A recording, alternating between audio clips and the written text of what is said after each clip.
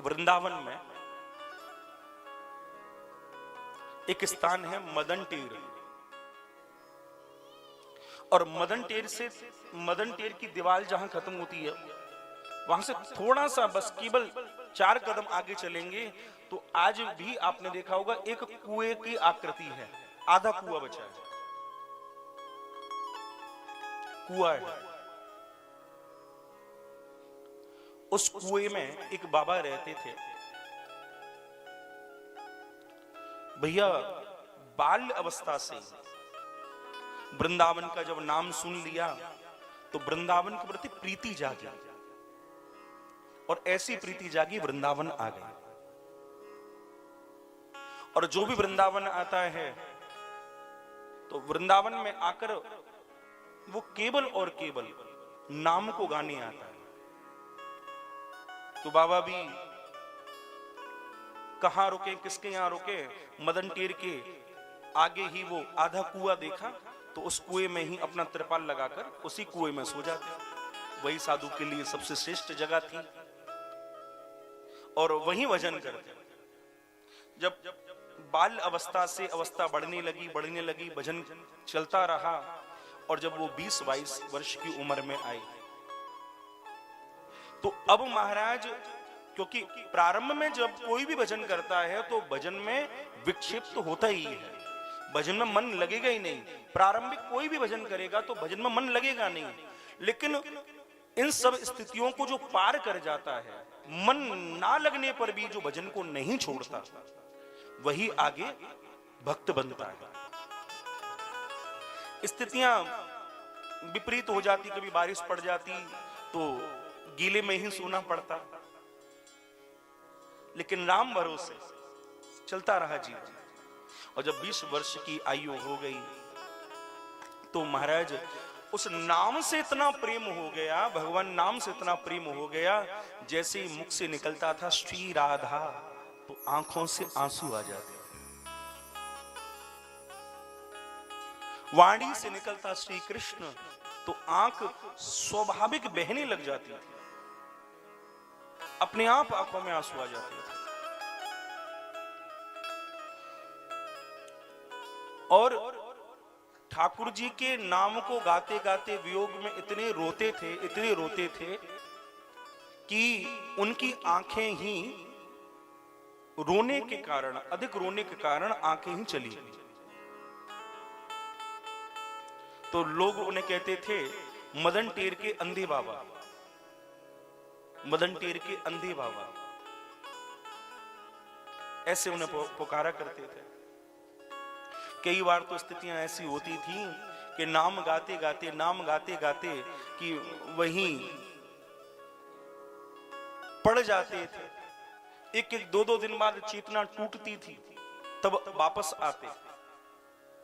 नियम भी बांध रखा था कि मैं दर्शन करने गोविंद देव जी के जाया करूंगा, मैं रोज गोविंद देव जी के दर्शन करने जाया करूंगा, ये नियम बांध रखा था। और सुंदर तरीका से गोविंद देव जी का दर्शन करते, ब्रजवासियों के घर से माधोपुरी मांगते। 2-4 ब्रजवासी देख रखे थे, उन्हीं के घर जाते, उन्हीं के घर से मांगते, और उससे उनका गुजारा हो जाता। और राधा कृष्ण का नाम गाते गाते रोते रहते। ये उनके जीवन की कथा है महाराज। एक बार तो बाबा राधा नाम गाते गाते, क्योंकि जब साधु नाम गाता है तो कैसे गाता है कि जैसे राधा खो गई है मुझसे। दर्शन करने जा रहे हैं गोविंद देव जी, वहां से वापस आ रहे हैं। पहले वृंदावन में सघन कुंज थी, अब तो वृंदावन बड़ा विकसित होता जा रहा है। सघन कुंज थी, उन कुंजों से आ रहे होते, किसी भी गोपी की पायल की आवाज सुन लेते तो बाबा को लगता कहीं राधा गई है। जोर जोर से चिल्लाते राधा राधा राधा राधा, और ऐसे जोर जोर से चिल्लाते कि महाराज चिल्लाते चिल्लाते कई बार अचेतन होकर गिर जाता। होश आता, फिर राधा राधा राधा राधा, इतना किशोरी जी को पुकारता।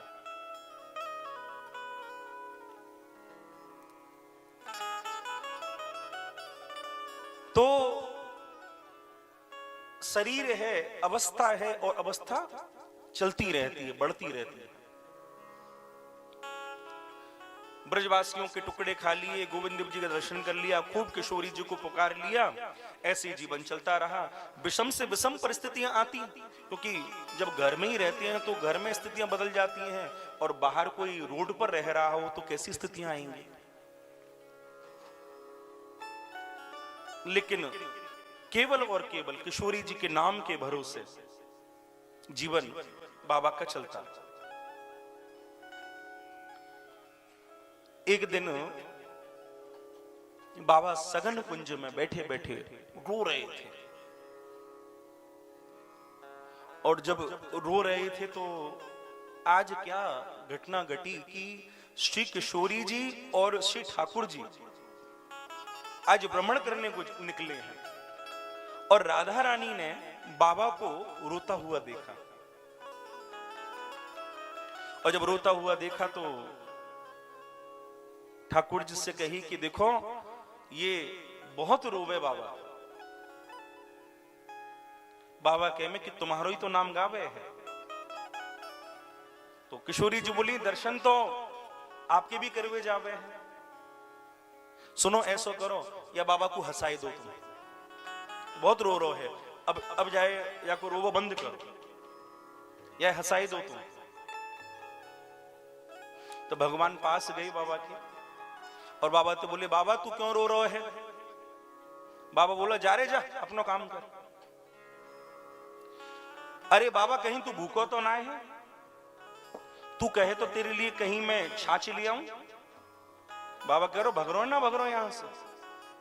तो श्री ठाकुर जी वहां से वापस आए, बोले राधा रानी ये तो भक्त बड़ा टेढ़ो है, या से सीधी सीधी बात कर रहा हूं, ये तो उत्तर ही ना दे रहा, कहां से हंसाऊं यार। तो आप फिर रो भी लग जावे। ठाकुर जी की याद में फिर रो गए। राधा रानी ने कही देखो मैं हंसाऊं जाए, और श्री राधा रानी गई और बोली बाबा ओ बाबा क्यों रो रहा है, अरे कहीं तेरी बहू तो ना मर गई। इतना सुनो बाबा ने, तो बाबा हंसी आ गई कि ये कौन है। तो बाबा बोलो लाली नाय नाय मेरे कोई बहू ना है, मैं बहू के लिए ना रो रहा हूं। तो फिर काहे को रो रहा है, इतना रोए जा रहा है, इतना रोए जा रहा है। तो बाबा कहवे लगो लाली मैं यही लिए रो रहा हूं जो मेरे अपने हैं ना वो मुझे भूल गए हैं, तेरे अपने तो भूल गए हैं। कौन है तेरे अपने।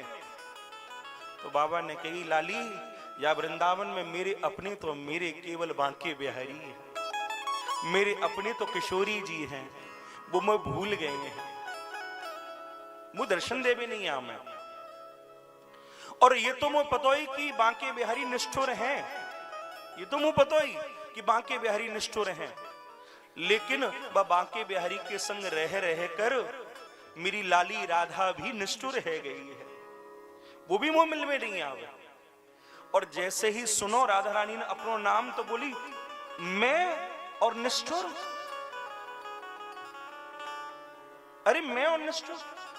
फिर अपनी पहचान छुपाती है राधा रानी, अरे नाय नाय बाबा कोई निष्ठुर ना। एक बात बता, अगर मेरे ठाकुर जी और राधा तो दर्शन देवे भी आवे तो तू दर्शन करेगो कैसे, तेरे तो आंख ही ना है, कैसे देखेगो उनको। तब बाबा बोलो कि लाली तू बड़ी भोरी है, तू नहीं जाने है, तू नहीं जाने है। अरे लाली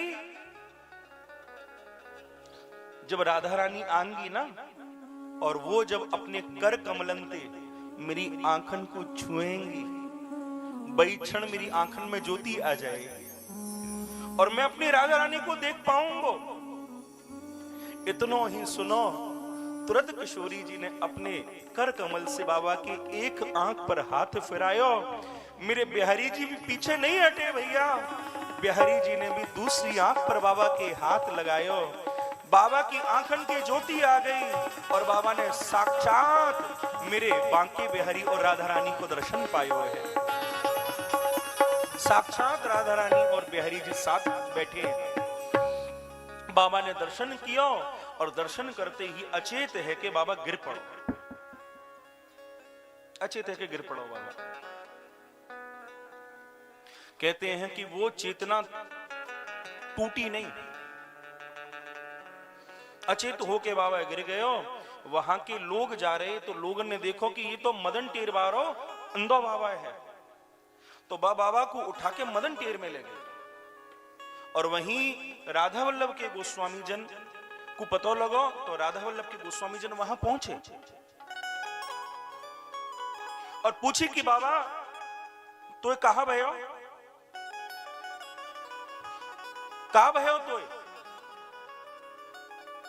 तो उन्हीं गोस्वामी जनन को अंधे बाबा ने बात बताई कि गोसाई जी ऐसे ऐसे राधा रानी आई, बिहारी जी आए और उनने वो दर्शन दिए।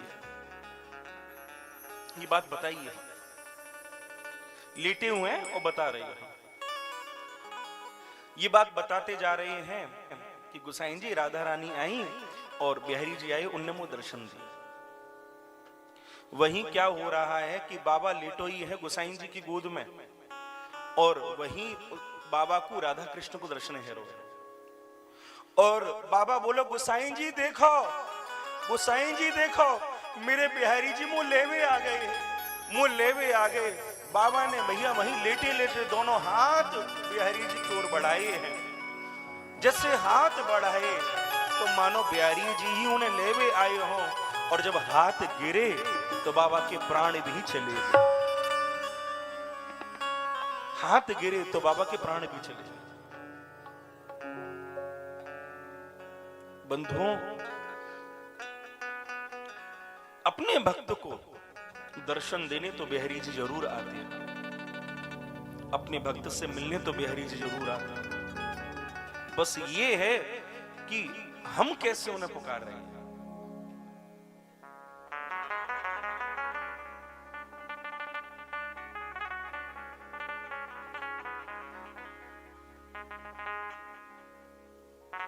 हम कैसे पुकार रहे हैं, हमारी पुकार में वो करुणा है या नहीं है, हमारी पुकार में वो वात्सल्य है या नहीं है।